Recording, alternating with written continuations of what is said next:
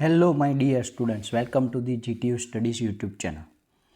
આ વિડીયો જે છે ડિપ્લોમા સેમેસ્ટર 4માં જે આ સેમેસ્ટરમાંથી આવી રહ્યા છે જે સ્ટુડન્ટ્સ કે જેમને GTUની અંદર નવો સિલેબસ, નવા સબ્જેક્ટ્સ ઓફર કરવામાં આવેલા છે, તો એમને ટોટલ આટલા બધા સબ્જેક્ટ્સ ફરી પાછા આપવામાં આવ્યા છે. સેમેસ્ટર 3માં ઓલરેડી 6 સબ્જેક્ટ હતા.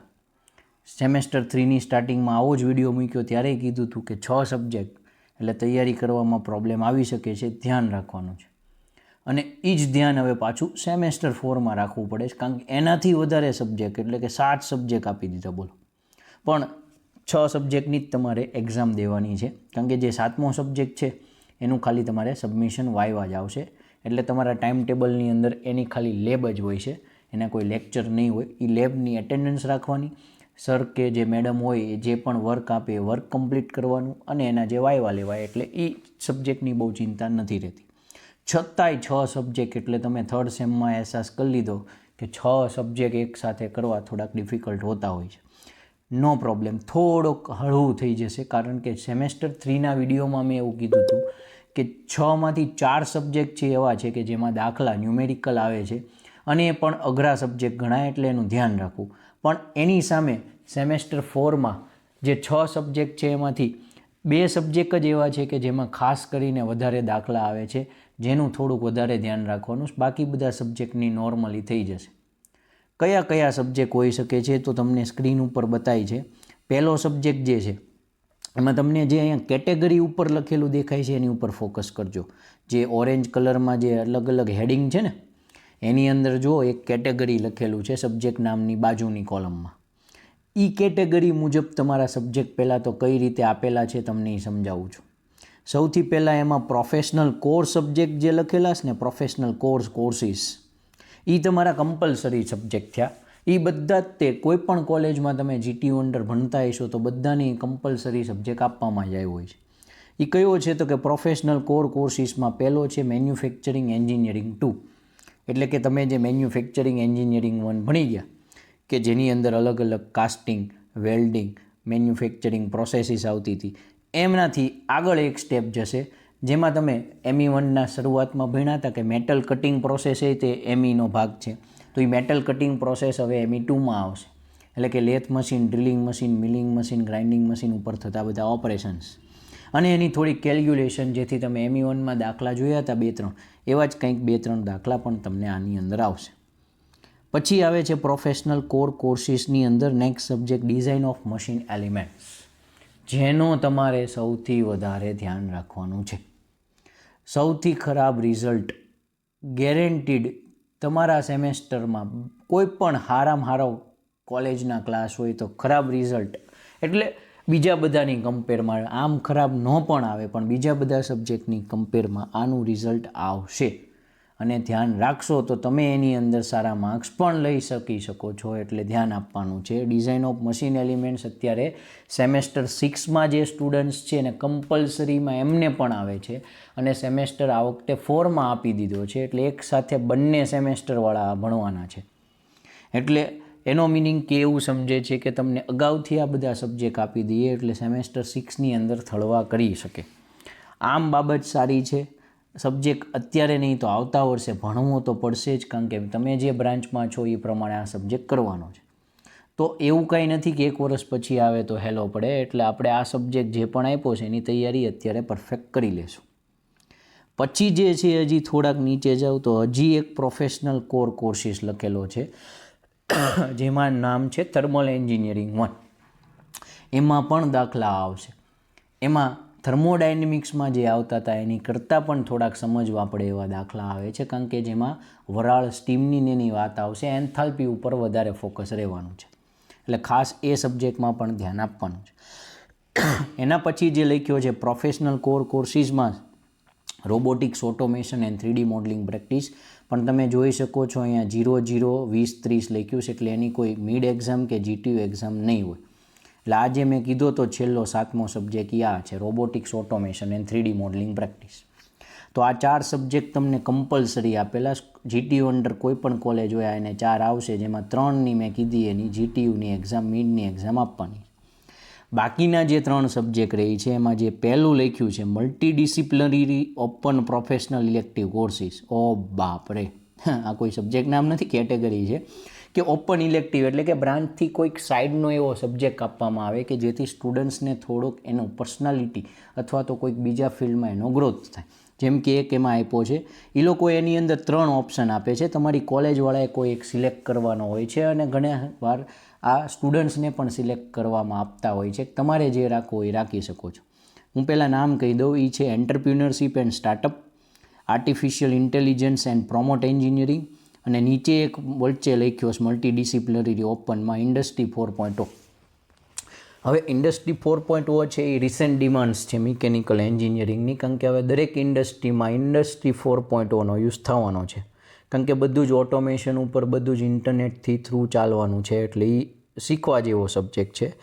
એના પછી આપણે જોયો તો એ હતો એક artificial intelligence and promote engineering, AINPE, એટલે કે એ સબ્જેક્ટ થોડો કોમ્પ્યુટર સાઇડનો છે, પણ હવે આપણે કોઈ પણ બ્રાન્ચમાં ભણતો એઆઈનો ઉપયોગ તો કરવાના જ છે ને તમે કરવાય માંડ્યા છો, તો એની અંદર બધા તમે જે સોફ્ટવેર યુઝ કર્યા છો, ગૂગલ જીમિની શું છે, ચેટ જીપીટી શું છે, કઈ રીતે કામ કરે છે, એ બધો જ તમે સિલેબસ જુઓ તો તમને આઈડિયા આવી જશે. તમારે આ દરેક સબ્જેક્ટના સિલેબસ જોતા હોય તો આપણે સેમેસ્ટર 3નું જે પણ ગ્રુપ બનાવેલું હતું એ જ ગ્રુપની અંદર આપણે આ ફાઇલ મૂકવાના છે. જો એ ગ્રુપમાં તમે જોઈન નથી થયેલા તો હજી પણ આ વિડીયોની નીચે એ લિંક તમને આપી દઈશ, એ તમે ડિસ્ક્રિપ્શનમાં જઈને ક્લિક કરીને ગ્રુપ જોઈન કરી શકો છો. હવે એ સિવાય એક આપ્યો છે એન્ટરપ્રિન્યોરશિપ એન્ડ સ્ટાર્ટઅપ, એટલે કે જેને પણ બિઝનેસ શરૂ કરવો છે, કંઈક નવી વસ્તુ બનાવવી છે, ઇનોવેશન કરવું છે, માર્કેટમાં પોતાનું કંઈક શરૂ કરવું છે સ્ટાર્ટઅપ, તો એના માટે એને શીખવા જેવો સબ્જેક્ટ છે.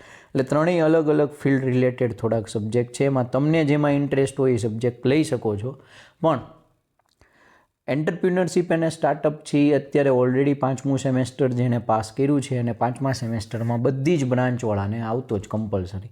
એટલે એનો મિનિંગ એ હતો કે એમના પેપર તમને જૂના મળી રહેશે, એમાંથી શું પૂછાય છે એનો આઈડિયા તમે જે લઈ શકશો, અને એના ફેકલ્ટી પણ તમારી કોલેજમાં હાજર રહેશે, એટલે એ સબ્જેક્ટ ઉપર તમને તૈયાર પણ સારા કરાવી શકશે અને ગ્રોથ માર્ક પણ લાવી શકશો. એટલે જો તમને 3માંથી કયો શીખવો છે કે એ ખબર ના પડતી હોય, અથવા તો તમારે અત્યારે શીખવાનો જ છે તો કોઈ પણ ચાલશે એવું રાખવું હોય તો એન્ટરપ્રિન્યોરશિપ એન્ડ સ્ટાર્ટઅપ છે એ લઈ શકો છો, અથવા કોલેજવાળા મોસ્ટ ઓફ જ આપશે. બાકી તમારા ઇન્ટરેસ્ટ પ્રમાણે તમને કોલેજ જો આપતી હોય, પ્રોવાઈડ કરતી હોય તો પૂછી શકો છો, અધરવાઇઝ તમને જે આપે છે એ લઈ લેવાનો રહેશે. આ હતું મલ્ટીડિસિપ્લિનરી ઓપન પ્રોફેશનલ કોર્સિસ. હવે આવે છે જુઓ તો નીચે પ્રોફેશનલ ઇલેક્ટિવ 1, એની નીચે જ લખ્યું પ્રોફેશનલ ઇલેક્ટિવ 1, એની નીચે જ લખ્યું પ્રોફેશનલ ઇલેક્ટિવ 1, એટલે કે હવે 3 સબ્જેક્ટ એવા ઓફર કરે છે કે પ્રોફેશનલ ઇલેક્ટિવ 1 કેવા છે, જેમાંથી તમારે એ 3માંથી એક રાખવાનો છે. જેમાં નામ શું લખ્યા છે તમે વાંચી શકો છો, industrial engineering and management, operation management અને ટોટલ ક્વોલિટી મેનેજમેન્ટ. એટલે ત્રણેય સબ્જેક્ટ મેનેજરિયલ સ્કિલ્સ તમારી ડેવલપ કરવા ઉપર થોડોક ભાર આપે છે. જેમ કે ઇન્ડસ્ટ્રીયલ એન્જિનિયરિંગ એન્ડ મેનેજમેન્ટ છે તો ઇન્ડસ્ટ્રીમાં થતી દરેક પ્રોસેસમાં કઈ રીતે પ્લાન થશે, કઈ રીતે શિડ્યુલ થાય છે, કઈ રીતે એના ડેટા તૈયાર કરતા હોય છે, કઈ રીતે એની કેલ્ક્યુલેશન થતી હોય છે, કેટલા ટાઈમમાં કયો પ્રોજેક્ટ, કયું કામ પૂરું કરવું, એની ગણતરી કેમ થતી હોય છે, આ રીતે ઘણો બધો ટોપિક એની અંદર આવે છે. અને આ સબ્જેક્ટ પણ અત્યારે 6 સેમેસ્ટરવાળાને કમ્પલસરી તરીકે આપેલો હોય છે. એટલે એની સાથે જ તમારે પણ શીખવાનો છે, અને મિકેનિકલ બ્રાન્ચવાળા માટે આ સબ્જેક્ટ થોડોક વધારે પ્રિફર કરશે કોલેજવાળા, અને સારો છે. ઓપરેશન મેનેજમેન્ટમાં અગેઇન સેમ જ ઇન્ડસ્ટ્રીમાં યુઝ થતા બધા ઓપરેશન્સનું મેનેજમેન્ટ છે, પણ થોડોક અત્યાર સુધી કરતાં થોડોક અલગ સબ્જેક્ટ છે. જો તમારે શીખવામાં ઇન્ટરેસ્ટ હોય તો સિલેબસ જોઈ લેવો એકવાર, અધરવાઇઝ કોલેજવાળા છે એ આપતા હોય તો લઈ શકો છો. બાકી ઇન્ડસ્ટ્રીયલ એન્જિનિયરિંગ આપે છે તો એ કાંઈ વાંધો નથી.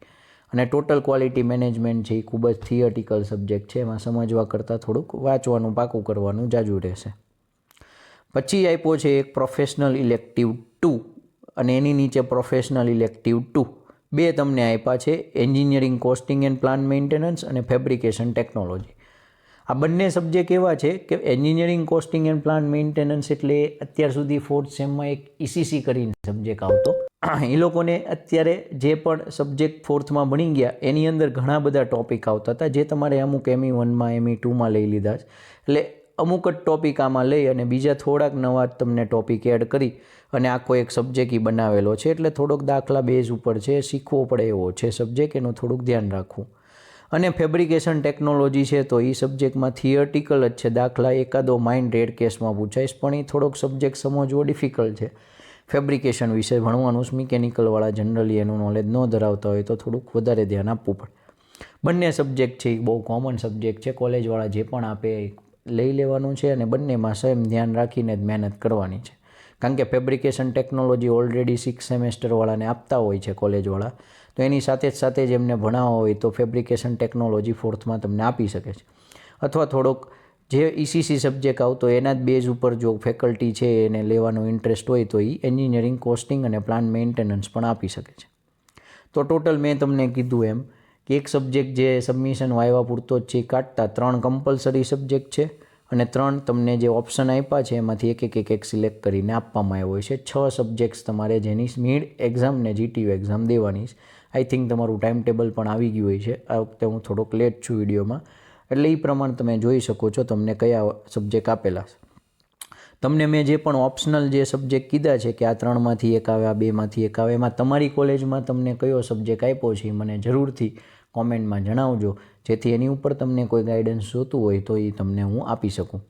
અને મેં કીધું એ પ્રમાણે એક ગ્રુપ જોઈન કરી લેશો તો એમાં તમને અમુક વસ્તુ મળી રહેશે. તો આઈ થિંક તમને સમજાઈ ગયું હોય છે. સેમેસ્ટરમાં અગેન ધ્યાન રાખવાનું છે. સેમેસ્ટરની જે 1થી લઈને છેલ્લે સુધીની ડેટ છે એ શું રહેવાની છે એ પણ હું એ ગ્રુપમાં તમને મૂકી દઈશ, કે જેને જાણવું હોય તો પર્સનલી મેસેજ કરી શકે છે. તમારી જે સ્ટાર્ટિંગ ડેટ છે સેમેસ્ટરની 22 ડિસેમ્બર છે, એટલે તમારું સેમેસ્ટર કદાચ સ્ટાર્ટ થઈ ગયું જાય છે. તમારી એક્ઝામ મે મહિનામાં 12 કે 13 મે છે આઈ થિંક, એ ત્યારથી શરૂ થવાની છે. એટલે મેના એન્ડ સુધીમાં તમારી એક્ઝામ પૂરી થવાના પ્રોબેબલ ચાન્સ છે. એટલે કદાચ 5th સેમ પાછું જૂન મહિનાથી સ્ટાર્ટ થશે. આખું આ શિડ્યુલ ફિક્સ છે. 12 કે 13 મે જે મેં કીધી છે એ ડેટ ફિક્સ જ હોય છે, એટલે તમારો પહેલો પેપર તે દિવસે જ હશે. હવે વચ્ચે કેટલી રજા આવે છે એ જોવાનું રહેશે, ખાલી બાકી તો આ ફિક્સ જ હશે. એટલે એ પ્રમાણે તમારું આખું સેમેસ્ટરનું શિડ્યુલ તૈયાર રાખજો. મોસ્ટ ઓફ પ્રોબેબિલિટી છે કે તમારી મિડ સેમેસ્ટર એક્ઝામ જે છે એ ફેબ્રુઆરીના એન્ડમાં કા માર્ચના સ્ટાર્ટિંગમાં લઈ શકે છે.